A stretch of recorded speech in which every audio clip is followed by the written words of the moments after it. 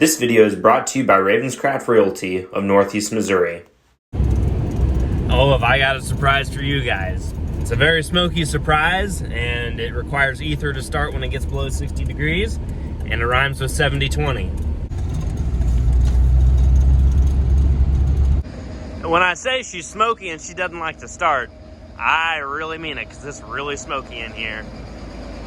But the 70-20 is alive. She is alive, but not very well.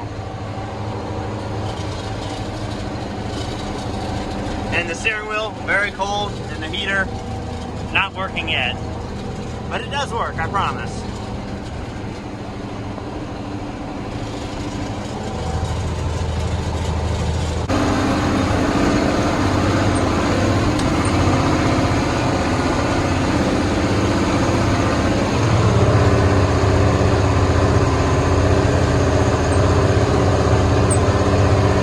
I got away from that spoil dirt since it's really hard and frozen and packed down. This disc is a good disc, but it's just not quite heavy enough to break through all that stuff. Now I'm over here in another creek bottom field here on the home farm, and well, I'm working it, and the heat is blowing hot, so I'm living life. Life is good. I've got a special treat coming for you guys today. I texted Mom, and Mom was going to come down and video me running across the field, so we'll actually have some action from outside the cab for a change. And it's working down pretty nice. I mean, it's a disc. It looks like a disc ran over it, but this is a good disc right here. I got one of the good ones.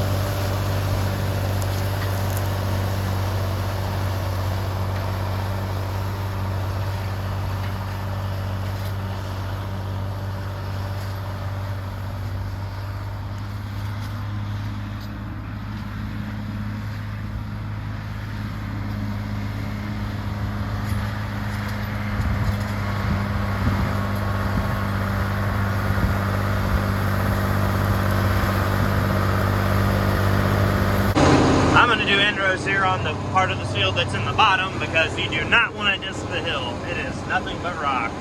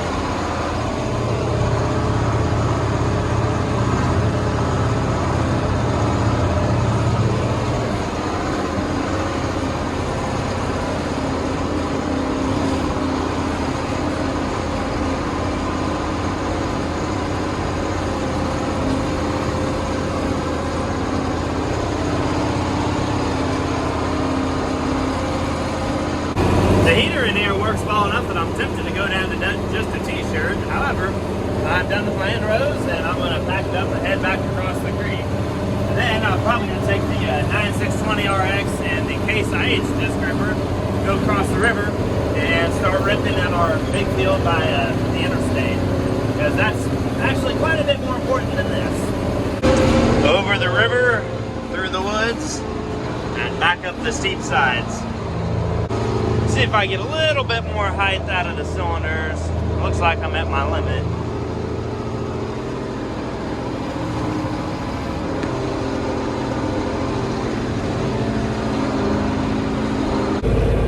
Okay, let's fold the wings. Wow. Something that uses all 2 hydraulic outlets that I have. This is big business.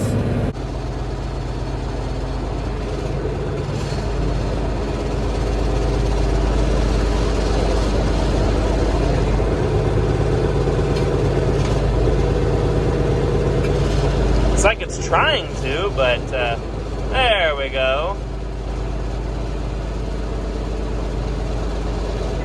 Yeah, both of the wing lift cylinders are getting rebuilt this winter because they both leak a little bit out of the cylinder seals. So, rebuild time. If you've ever wondered what a 1972 John Deere 7020 looks like parked next to a 2018 John Deere 9620 RX, this is what it looks like. Quite a bit of size difference here, but this one's cooler. But I'd rather run that one all day, every day to make money. Man, she is good looking. That's what I say about the cowgirl too. I know she doesn't watch these videos, but her sister does. So what's up? But anyways, I'm gonna take this back across the road to Grandpa's house and get my pickup and stop playing around.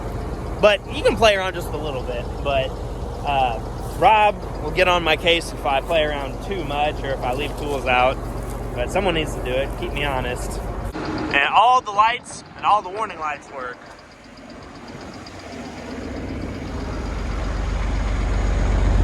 Woo, man. Get a load of that. You know, I wondered for a long time what this lever was, but I'm pretty sure that's the 3rd hydraulic outlet that's under the cab. Interesting. Yeah, at least it goes decently fast in road gear. And I quite possibly have the coolest old tractor in Marion County. I gotta turn my high-tech, fancy climate-controlled cab off before I turn my fancy high-tech articulating tractor off. Don't want anything to go dead overnight, you know, because I might use it tomorrow. I got the 620 fueled up and I got my warning lights on, seatbelt also on. We're heading across the river. I got my Mimi's already this morning. There's the actual Mimi's location right there. It'd be kind of sick if I just pulled in whipping the 9620 RX. However, I don't know if there's room to turn it around in the parking lot. Oh well. Here we go. The point of no return. The old river looks pretty big, but this tractor's bigger. And 3, 2, 1, we are in Illinois. No cop, no stop. You know what I'm saying? G, bro, my dog. I'm not exaggerating when I say it's an easier drive over here to Illinois than it is to some of our further away stuff in Missouri. At least here we've got nice wide open roads to contend with instead of black tops that go every which way up and down and no shoulder. Well, I was getting along pretty good over here in God's country known as Illinois, and I look back and realize there's some things awry here with the Case IH Ripper. So, first off, if any of you are Case IH 870 disc ripper users, you know about these levelers liking to walk and move, and that's what this one did. You can kind of see where the rubbing is. That's where it's supposed to be. However, now it is not there because evidently we need to tighten it up. That's not a big deal. However, this down here is a big deal. See how the whole thing is like leaned? Yeah, not good. Yeah, the old walking tandem here has been walking a little too much, and now it's got a nice lean to it that way. So Justin's gonna bring some tools and we're gonna get this thing taken apart. All the slop is right here in this piece, so it's probably all wallered out, or if there was a bushing or bearing in there, it is now gone. It looked okay when I left the house, but I guess an hour and a half of running here in Fall Creek, Illinois was just too much for it. After about 20 minutes of struggle, it was in fact a bearing. Happy Saturday, folks. You can also see what happened to a lot of the corn. Of course, now this part here, these end rows, I did these earlier. Dad and I are seeing if we can't find any corn to shell today. First, the ground, as you saw there, is a little sticky, and right here we couldn't get trucks in and turned around. So I'm going to head to the bottom and see if it's more suitable down there. Well, I think we might come down near the bottom and shell. At least down here we've got a nice blacktop road to drive our trucks on instead of going out in the field and getting them stuck. But there's still dirt on my boots, so it's kind of sticky. All right, let's start the long road down to the bottom. Yuck, country music, no thanks.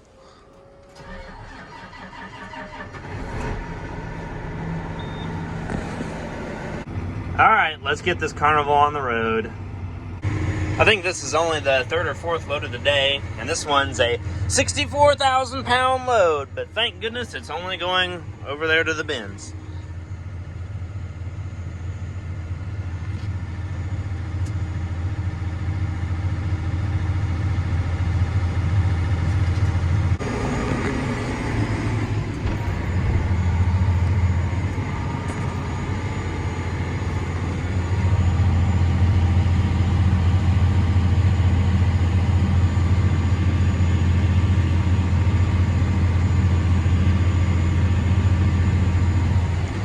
And we're loading these up typically to about 60,000 pounds since we're not hauling very far. If we were hauling to town, they'd be about 56,000 because that's the legal limit. Don't want to be caught on the road weighing 90,000 pounds. Typically the government doesn't like that. Yep, this is what shelling not very good standing corn is like. If you can get the snouts under it and get its feet into the head, well, you can get most of it, but we're not getting all of it by any means.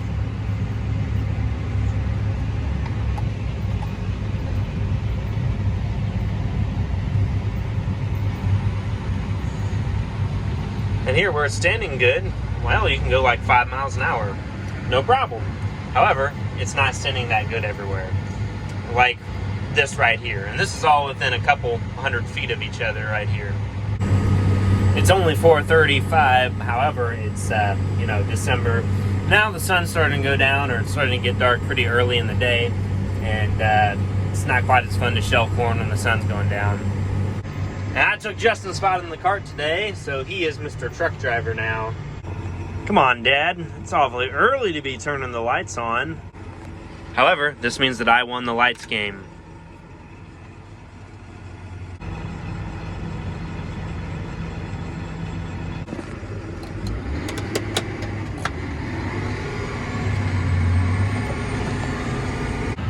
So you guys can see right there how the light at the base of the auger is on. That is how Dad can communicate to the cart driver that, hey, I want you to stay right here by my side. If the light goes off, that means I'm free to go.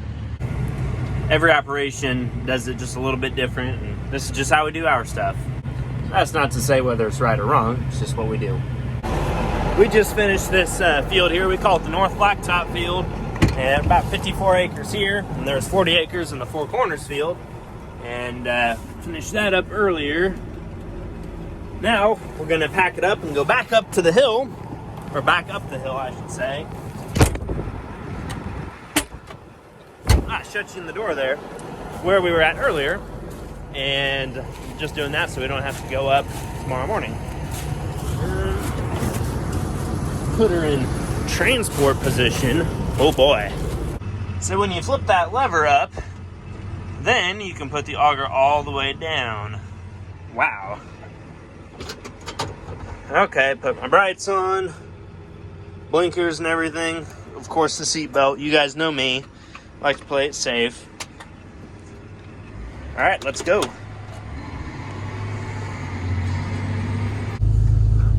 Locals to Palmyra know how pretty Main Street can be when it's all lit up like this. Of course, courthouse also looks pretty good. And since Mom and Ella are not in town, Dad and I got to choose whatever we wanted to have for supper. So tonight, we're having Breddo Pizza. Also, interesting note, Marion County Implement used to sit right back in here. So that's pretty neat. But yep, courthouse, Main Street lights. Maybe life isn't so bad.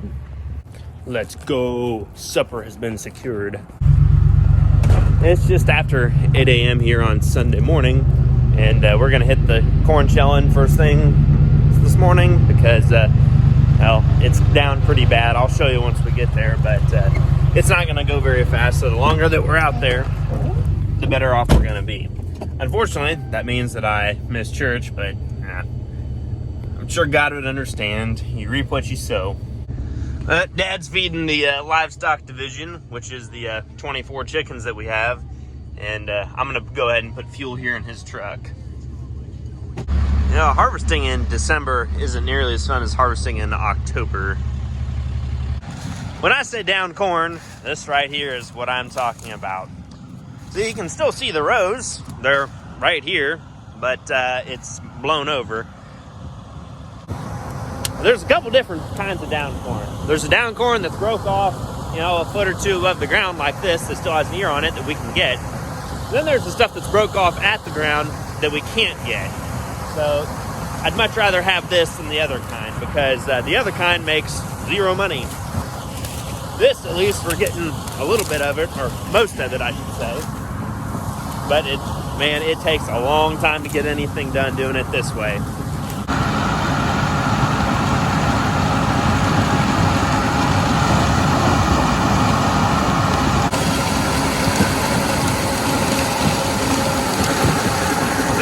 Get under it, they can pick it up, and the roller cone feed it into the head. So it's not all bad.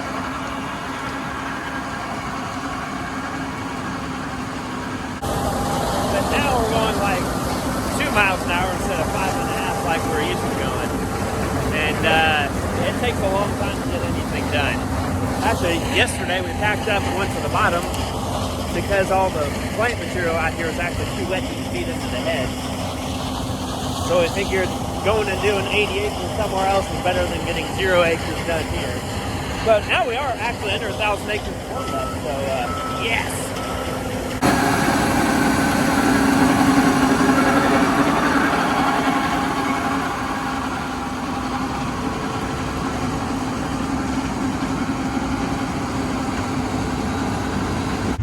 And this is something I don't usually like to do, which is loading the truck from the tarp side. You know, it may not seem like much, but a couple inches of visibility makes a big difference in making sure corn doesn't hit the ground. This is nightmare fuel for row crop farmers. We're trying to feed it into the head, but it's just not wanting to do it.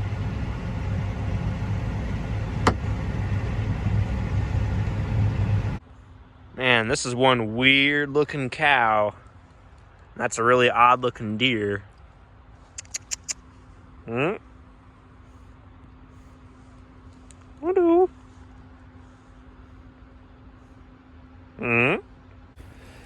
And you guys fully know that I just sent a picture of these wonderful animals to my special female friend.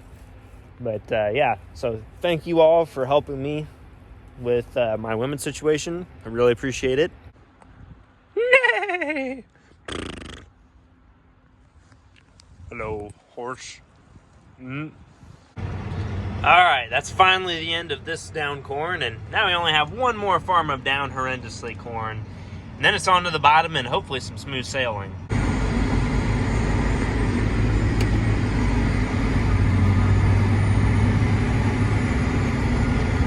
get some stuff out. He can come over and pick you up. He can bring it back to that truck. I will have my truck over there ready. Now we just have a short 2-mile jog up to the next farm. And like I said, this is our last farm up here on the hill. And after this, everything else is in the bottom. Sadly, this back here is down even worse than the last place. But hey, at least the view is nice. Well, Dad's been at home shelling the down corn, and it's really not a fun process, as you guys probably saw. But anyways, that's going to be the end of the video. So I hope you enjoyed the 70-20 action and the corn shelling and grain cart action. And I think that's it for this one, and I'll catch you guys on the next one. Take care. Also, I took a final this morning, and I'm going to go to work all day tomorrow, which is Tuesday. Then on Wednesday, I'll work for part of the day. and I have a final at 3 o'clock, and then I'm done for the semester. So get a month of at-home action, and then it's back here to Columbia. Okay, now the video's over.